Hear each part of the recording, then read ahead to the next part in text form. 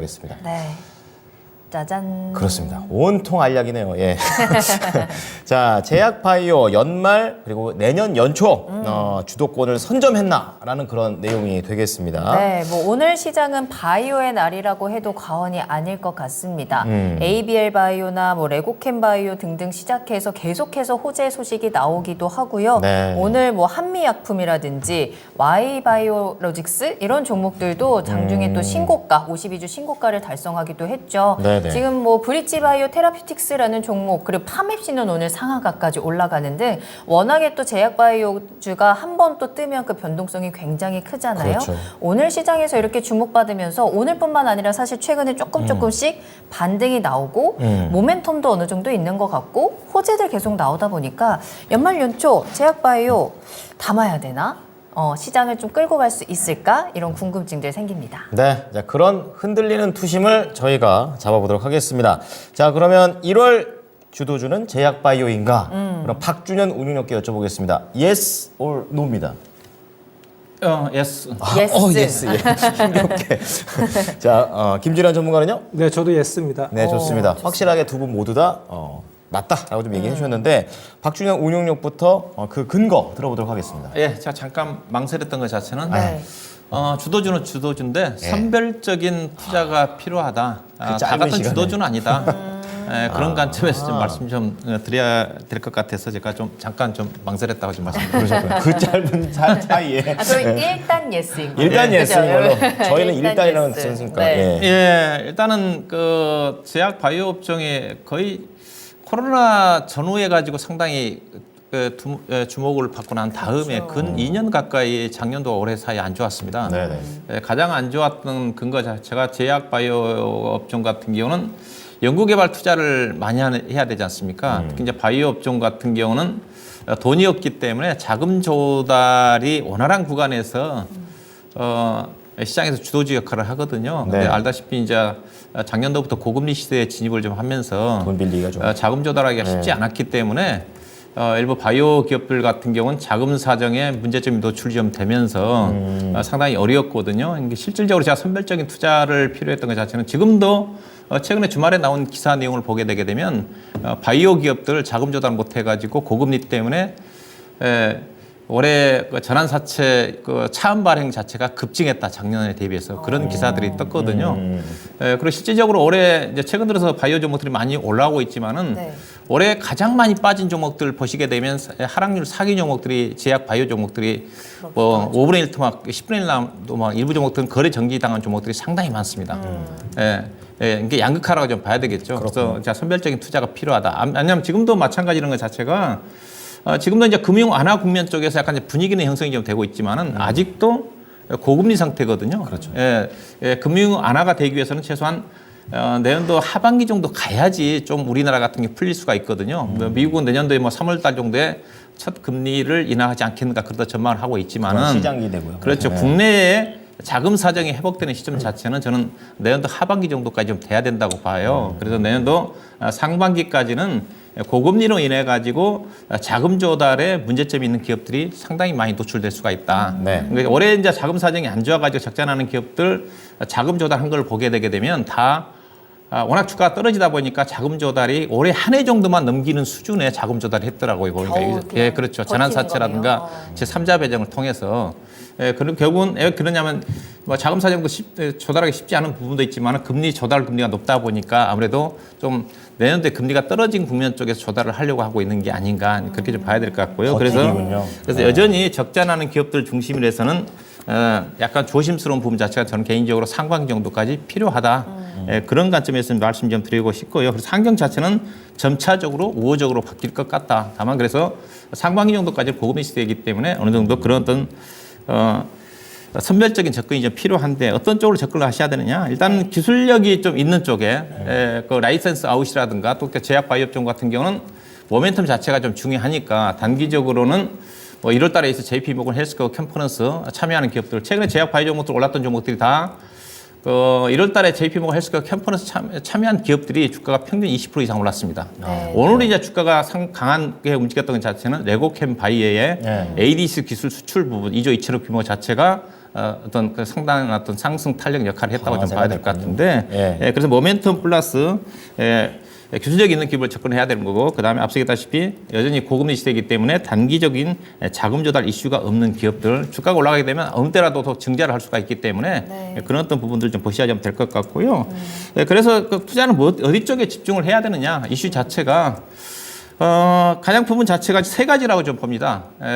내년도 시장에서 주목할 바이오 업종들 자체, 그 ADC 기술이라고 오늘 이제 레고캠 바이오가 그 기술 때문에 오늘 주가가 떴거든요. 네. 항암 기술입니다. 그 암 세포만을 특이적으로 공격을 해가지고 효과를 극대화하는 그런 그 기술이거든요. 네. 이게 글로벌 시장에 그냥 핫 이슈가 좀 되고 있는 쪽이기 때문에 이 기술과 관련된 종목들, 그다음에 올해 이제 처음 시장에서 이슈가 됐던 비만 치료제 자체가 내년도도 강력하게 시장에서 주목을 좀 할 것 같고요. 그다음에 알츠하이머 치료제라든가 일종의 관련 그 기술력을 갖고 있는 종목들 중심으로 선별적인 투자가 필요하지 않겠나 보고 있습니다. 근데 이제 제약바이오 쪽에 단기적인 모멘텀으로는 그 말씀해주신 컨퍼런스 모멘텀이 있잖아요. 네. 그 모멘텀은 이미 이제 다 끝난 거예요? 아니면 아직 유효하다? 지금이라도 좀 관심을 가져봐도 된다라고 보세요? 컨퍼런스 참여한 기업들이 보면 대체적으로 빠르게 이제 먼저 언급된 종목 같은 게 11월 중순부터 참여한다고 나왔는데 올해는 대체적으로 늦게 많이 발표를 했더라고요. 그러니까 지난주에 발표된 대표 종목의 그 ABL 바이오 같은 경우는 발표 이후에 바로 한 20% 정도 올랐거든요. 발표되는 기업들 속속도 주가에 좀 반영이 되는 것 같습니다. 제가 네. 표를 지난주에 좀 점검을 해봤거든요. JP모건 헬스케어 컨퍼런스 참여한다고 하는 기업들 주가가 얼마만큼 올랐는지 가장 많이 오른 게 뭐 GC셀이라든가 그런 정도 한 40% 올랐거든요. 평균적으로 보니까 15%에서 20% 정도 올라왔더라고요. 그래서 JP모건 헬스케어 컨퍼런스가 내년 1월 8일 있지 않습니까? 연초죠. 연초이기 때문에 일단은 뭐 그 정도 연초 전까지는 대체로 기대감 때문에 미리 올라가는 거니까 물론 그 이제 컨퍼런스 통해 가지고 기술 라이센스 아웃을 하는 기업들도 있을 거거든요. 그런 기업들 같은 경우도 추가적으로 올라가겠죠. 그렇지만 대체적으로 참여한다는 그런 어떤 것 때문에 주가가 올라가게 되면 대체적으로 올라가기 전에 막상 시작하기 전에 주식을 팔아야 되기 때문에 아무래도 좀 다음 1월 초 정도까지는 첫째 주 정도까지는 네. JP모건 헬스케어 컨퍼런스 참여한 기업들은 그래도 주가가 긍정적으로 반응하지 않겠나 봐야 될 것 같습니다. 살짝 또 약간 거기에서 보니까 세부적은 약간 늦어진 것 같기도 하고 좀 그런 생각이 듭니다. 얼마 안 남아가지고. 네. 자, 어쨌든 지금 이 JP모건 컨퍼런스와 관련해서 시작을 한 것 같은 그런 흐름이 나오고 있고요. 자, 김진아 전문가께서도 이번 제약바이오 1월의 주도주가 될 수 있다 이렇게 얘기하셨는데 좀 자세한 내용 들어볼게요. 네, 제약바이오 섹터는 그러니까 2021년 하반기부터 조정장에 진입을 해서 2022년에 뭐 하반기 이제 미국 금리 인상이 시작이 됐죠. 그때부터 이제 급격하게 이제 하락을 했습니다. 이제 그러다가 본격적으로 이제 추가 금리 이제 인하 이제 부담감이 좀 사라지면서 11월부터 네, 이제 개별주들이 좀 반응을 좀 하는 그런 모양새입니다. 네. 오늘도 보면 뭐 브릿지 뭐 바이오 테라피틱스 같은 그런 시총이 작은 그런 종목들까지 이제 움직이는데 이제 순환 매장세에 좀 들어가는 걸로 좀 보이고요. 그리고 이제 아무래도 이 바이오 기업들은 아시다시피 이 고금리 상황이면 자금 조달이 좀 어렵습니다. 특히 중소형 그런 업체들 같은 경우에. 왜냐하면 이제 R&D 연구 개발하는데 상당히 돈이 많이 들어가니까. 그래서 당연히 뭐 금리 인하 수혜의 어떤 수혜를 입을 수 있는 성장주 중에서는 뭐 최고의 섹터가 바로 제약 바이오니까 뭐 연준이 이제 금리 인하를 하겠다고 하니까 뭐 지금부터 뭐 계속적으로 봐야 될 그런 섹터이고요. 단기적으로는 뭐 JP모건 헬스케어 뭐 이슈가 있기 때문에 그 관련 주들도 보시는 게 아직까지는 유효하다고 봅니다. 아직 기간이 좀 남아 있으니까 2주 정도 남아 있으니까요. 네, 그리고 이제 저도 좀 차별화가 좀 있을 것 같습니다. 이제 고금리 상황이 이제 완화가 되더라도 금리가 이제 인하되려면 시간이 좀 많이 걸립니다. 뭐 3월부터 이제 금리 인하할 수 있다는 그런 얘기도 있는데 그래봤자 0.25씩 계속 내려도 계속적으로 뭐 5%에서 4%대 계속 그렇게 고금리가 유지가 되거든요. 그래서 아무래도 신약 개발 업체들 중에서도 잠재력이 좀 큰 그런 파이프라인이 좀 많은 그런 유망한 파이프라인을 보유한 신약 개발 회사 이런 회사들을 조금 선별적으로 볼 필요가 있다라고 생각합니다. 그리고 수급적인 부분도 좀 많이 좀 보이는데요. 11월부터 이제 HLB 등 이제 주요 그다음에 제약바이오 업체들이 좀 움직이기 시작을 했습니다. 근데 그 수급을 보면은 기관하고 외인, 특히 외인이 11월부터 이제 상당히 지속적으로 매수해주는 그런 모습이거든요. HLB 같은 경우는 코스닥 시총 뭐 상위죠.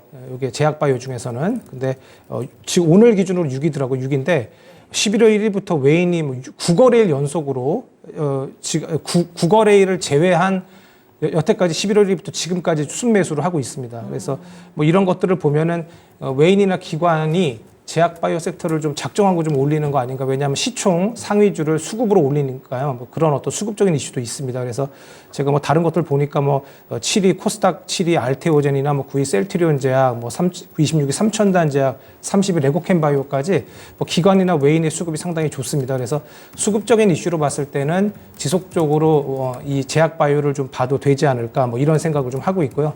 단기적으로는 아까 말씀드렸다시피 JP모건 헬스케어 뭐 참가사도 이런 것들이 있지 않습니까? 그래서 그런 종목들에 대한 단기적인 어떤 관심 그런 것도 유효해 보입니다. 네, 저는 사실 이 제약바이오가 좀 가는 것 같은 느낌이 나니까 전 한편으로 그런 생각도 했었어요. 주도주가 오히려 좀 쉬어갈 때 제약바이오를 남들이 볼 때 주도주를 차라리 지금 낮을 때 좀 사두자 이런 전략을 좀 생각해봤는데 이런 아이디어는 어떻습니까? 괜찮습니다. 네, 괜찮은데, 그러니까 뭐 저희가 요즘에 그러니까 주도주가 마땅치 않습니다. 뭐 예전에는 막 로봇도 막 가고, 그다음에 반도체 가고, 뭐 여러 가지 뭐 그다음에 2차전지 가면은 뭐 지속적으로 막 몇 주 상승을 했는데, 뭐 그런 것들이 좀 보이지 않습니다. 제약바이오 같은 경우에 뭐 지난주 이제 후반부터 움직여서 오늘 좀 강한 그런 모습인데요. 그래서 저는 그 순환매 장세에서 바닥주들이 좀 올라오는 그런 장세이기 때문에 모르겠습니다. 지금 뭐 JP모건 행사도 있기 때문에 한 1, 2주 정도는 제약바이오를 좀 추적하는 것도 괜찮아 보인다고 생각합니다. 네. 자, 그럼 현재 시장에서는 제약바이오주 전체적으로 좀 반등이 나온다라고는 하지만 확실하게 대형주보다는 중소형주 쪽에서 조금 더 이제 움직임이 크게 나오는 것 같아서요. 그 운영위원님 대형주나 중소형주 어느 쪽으로 좀 투자 포인트를 맞추는 게 유리할까요? 일단은 제약 바이오 종목들 같은 경우는 대체적으로 개인 투자가들이 많이 접근하지 않습니까? 그렇죠. 접근하기 때문에 아무래도 개인 투자가들이 쉽게 접근할 수 있는 쪽 제약주보다는 어떻게 보면 이제 바이오주들이 워낙 많이 빠지게 왜냐 개인 투자가들이 접근한 것 자체는 일단은 낙폭과대를 많이 보거든요. 일단은 대형주 중에서 낙폭과대 종목들이 우선적인 타겟이 좀 되지 않겠는가? 그래요?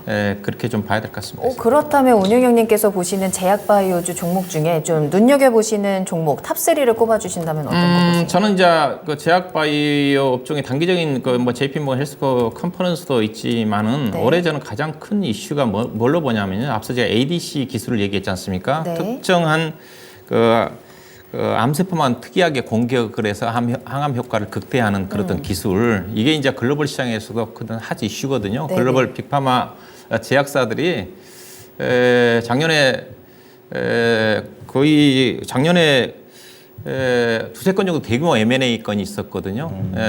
국내 같은 경우도 오늘 이제 레코캠 바이오가 좀 시동을 좀 걸었는데, 그래서 내년도 이제 주요 이벤트를 좀 봐야 되거든요. 오늘 이제 레코캠 바이오가 2조 2천억 규모의 기술 수출 계약을 좀 맺게 됐지만은, 근데 관련 기술이 어디 쪽에 갖고 있느냐. 최근에 강세를 보인 종목이 대표적인 회사가 그 기술이 알테오젠하고 오늘 레고캠 바이오입니다. 알다시피 앞서 얘기했던 레고캠 바이오가 아니 알테오젠이 지금 거의 올해 급등했지 않습니까? 맞아요. 그 기술이에요. 그러니까 주도주가 좀 나서고 있는 쪽이고 여기다가 오늘 레고캠 바이오가 2조 2천억 규모의 기술 수출을 했는데 그럼 향후의 모멘텀은 뭐냐?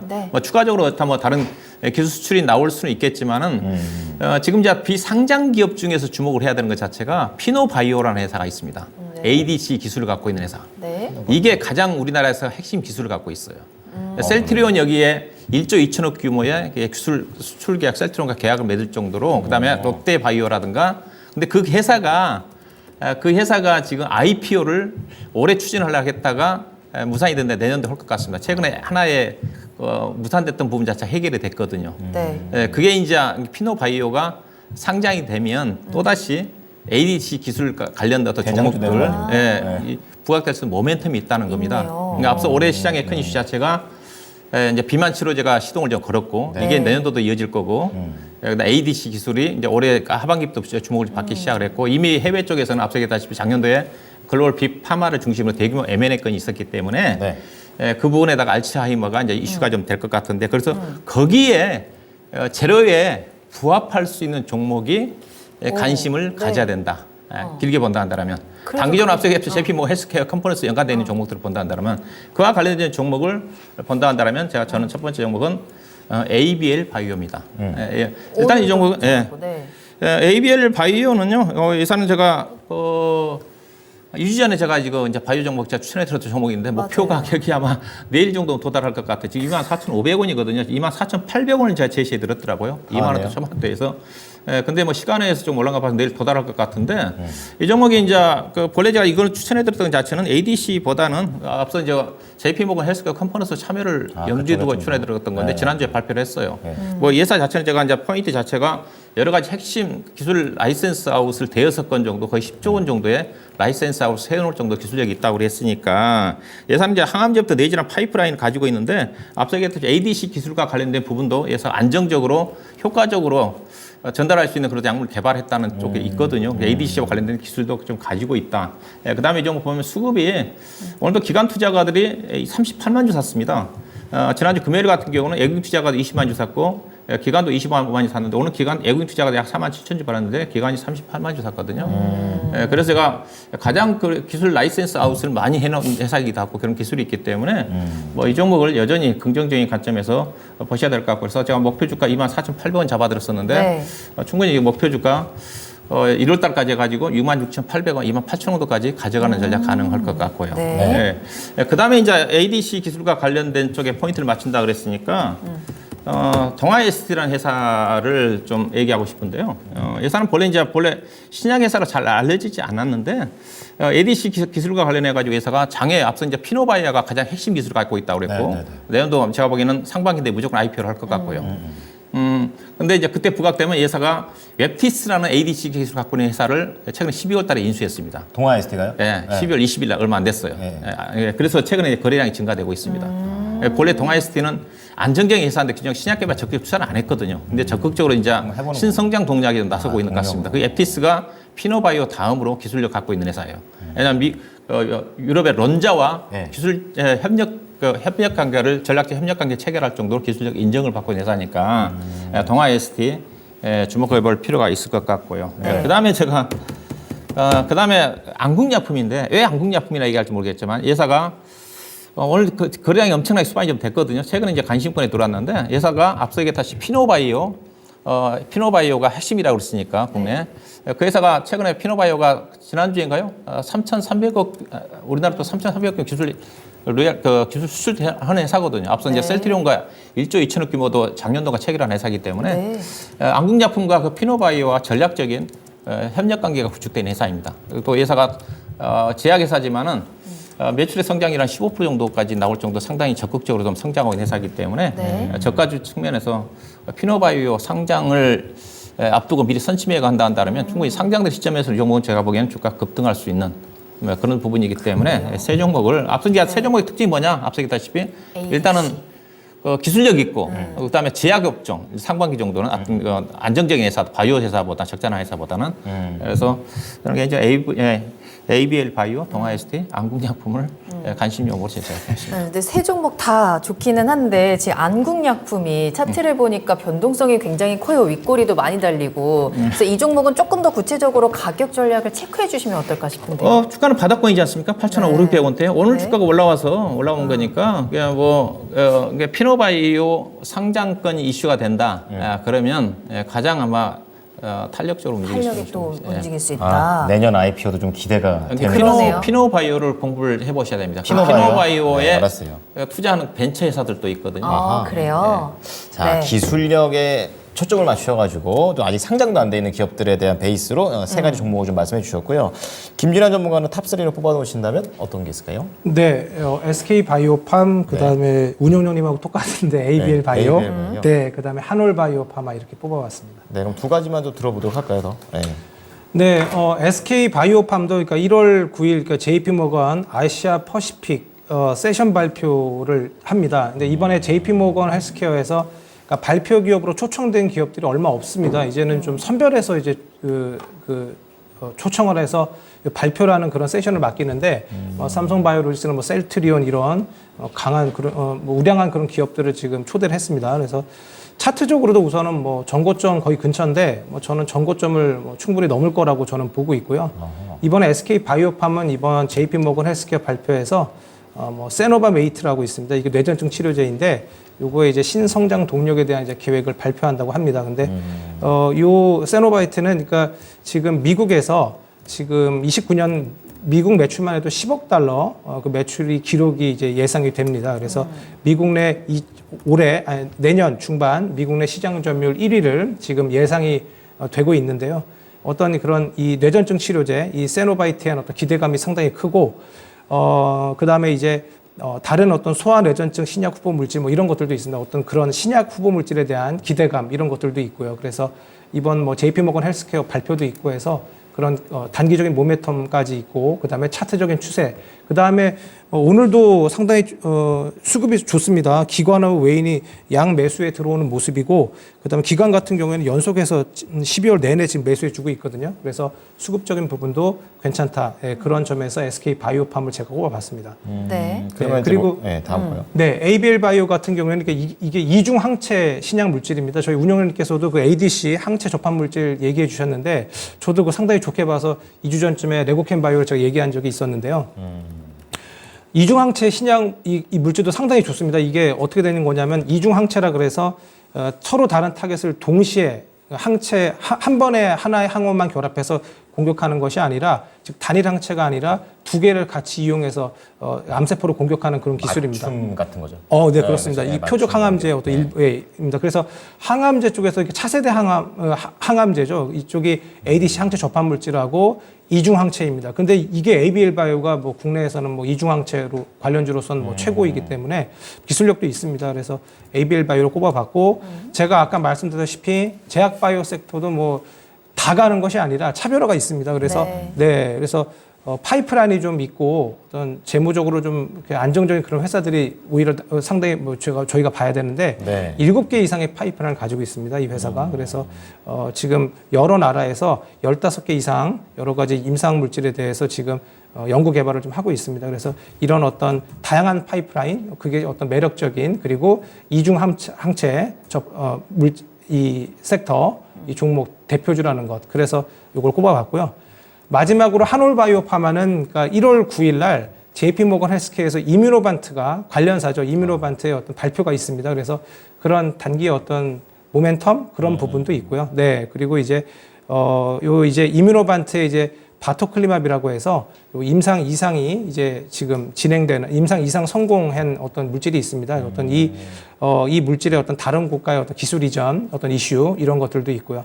그래서 한올바이오파마는 조금 차트적으로는 지금 앞에 있는 두 종, 많이 올라와 있고, 네, 전고점 근처에 저는 솔직히 이런 종목을 좀 단기적으로 봤을 때는 좀 괜찮다고 보고는 있거든요. 그런데 오늘 제가 장중에 봤는데 괜찮았는데 조금 밀려 마감을 했습니다. 그래서 수급적인 부분도 괜찮습니다. 이게 한올바이오파마가. 그래서 지금 기관은 연속해서 또 순매수 들어오고 있습니다. 그러니까 요즘에 기관이 뭐 작정하고 이렇게 수급으로 들어 올리는 그런 종목들이 있는데 이런 종목은 뭐 바로 해서 죽을까? 뭐 이런 생각이 들죠. 그래서 네, 뭐 단기 모멘텀, JP 모건 헬스케어 모멘텀도 있으니까 지속 추적해 보면 어떠실까 싶습니다. 네, 자 오늘 이슈 빨래는 제약바이오 과연 연말과 연초에 주도권을 쥐어낼 수 있느냐 이렇게 했을 때 두 분 다 예스라고 얘기 좀 해주셨고요.